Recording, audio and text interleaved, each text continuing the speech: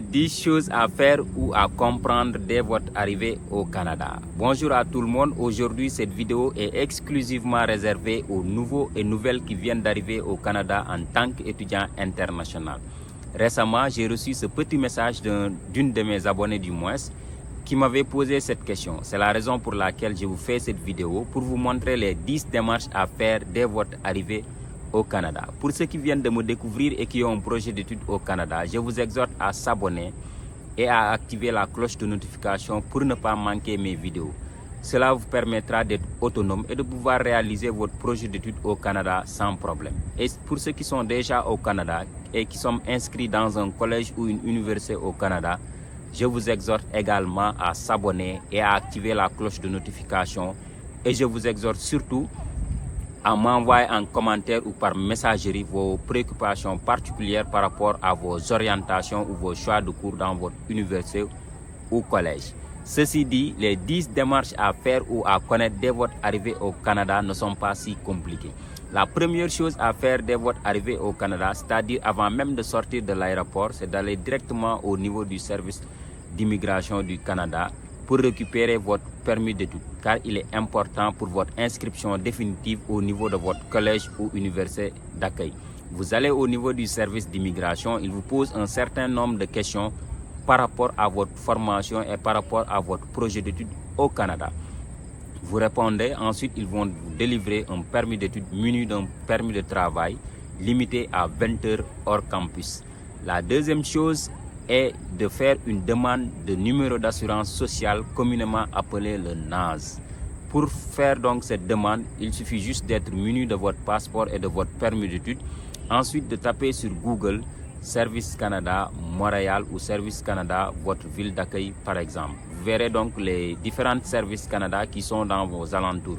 Ensuite, vous allez directement là-bas pour leur demander que vous êtes venu pour demander un numéro d'assurance sociale. La troisième chose est d'acheter une carte SIM. La carte SIM est très importante car elle vous permet donc de communiquer avec les membres de votre famille à l'intérieur du Canada ou à travers les données mobiles de pouvoir se déplacer à travers Google Maps des différentes zones où vous souhaiterez donc aller sans pour autant connaître donc la direction. La quatrième étape, c'est d'ouvrir un compte bancaire. Généralement, les étudiants ouvrent des comptes bancaires sur la banque de Desjardins ou RBC.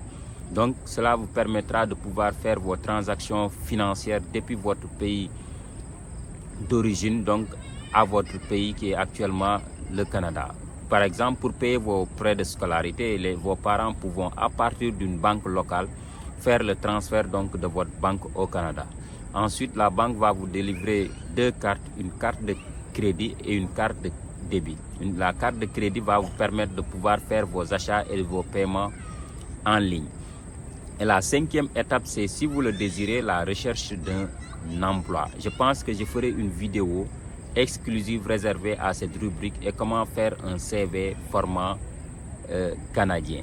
C'était les 5 premières étapes très importantes que vous devriez faire dès votre arrivée au Canada. Les 5 dernières autres étapes très importantes également à faire concernent votre université. Parce que vous êtes venu ici dans le cadre de votre projet d'études, vous êtes venu ici pour réaliser un projet d'études. Donc il est important, voire primordial, de connaître l'emplacement de votre université pour anticiper avant le début des cours. Donc la 6e étape va concerner de connaître l'emplacement de votre université pour pouvoir aller directement confectionner votre carte étudiante. Cette carte étudiante va vous permettre donc de pouvoir bénéficier de certains services de l'établissement comme l'accès à la salle de sport, l'accès à la salle de gym, certains services de l'établissement comme l'emprunt des livres à la bibliothèque, etc., etc. La 7e étape donc va concerner donc de confectionner votre carte opus. Une carte opus permet aux étudiants de se déplacer au niveau du registrar de votre établissement. Vous demandez un formulaire pour une carte de transport. Après, vous allez directement au niveau d'une station de métro où on confectionne ces cartes.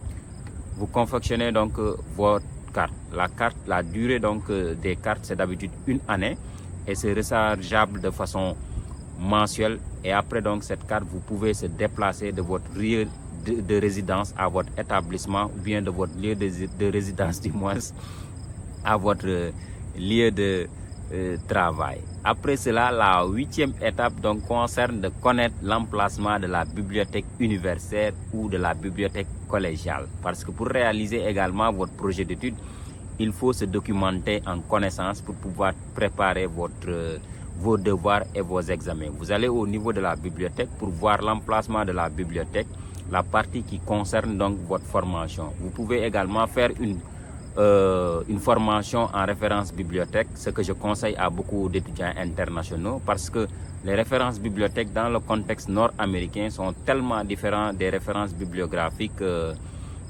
africains et également européens. Et cela constitue un réel problème pour beaucoup d'étudiants internationaux. Donc je vous conseille à faire une formation en référence bibliographique pour anticiper donc vos devoirs et vos examens.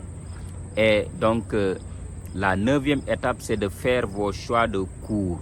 Donc les choix de cours pour les étudiants internationaux doivent s'inscrire à temps plein. Donc la plupart, par exemple, si vous êtes en maîtrise de recherche, il faut par exemple 2 cours obligatoires ou plus un cours optionnel. Si vous êtes au niveau baccalauréat, vous pouvez donc choisir 3 jusqu'à maximum 4 cours pour ne pas se surcharger dans vos études. Et la 10e du moins et dernière étape concerne donc de lire la description officielle des cours que tu as choisis. Donc pour ne pas avoir des difficultés d'adaptation au système d'études québécois et canadiens en général, il faut lire la description des cours de chaque professeur. Parce que les professeurs en général, donc, ils font une description officielle de leur cours pour vous dire les attentes et les objectifs de son cours, comment les examens et les devoirs donc vont se dérouler et les différentes lectures obligatoires que vous devriez faire durant donc votre première session. Donc je vous conseille à bien lire la description officielle de votre cours, à poser des questions au professeur. Toutes questions que vous avez vis-à-vis de la description officielle du cours, comment se passent les devoirs et examens. Donc il faut poser des questions à vos professeurs. Donc cela vous permettra donc de s'adapter très rapidement au système d'études canadien, donc pour ne pas avoir de difficultés d'adaptation au système ou des difficultés dans vos devoirs et examens. Ceci dit, voici les 10 étapes que j'avais réservées aux nouveaux et nouvelles arrivantes au Canada en tant qu'étudiant international. Si vous avez d'autres préoccupations, je vous exhorte à m'envoyer par message votre préoccupation. Je vais vous orienter, vous conseiller. Ceci dit, à bientôt. Abonnez-vous et activez la cloche de notification. À bientôt.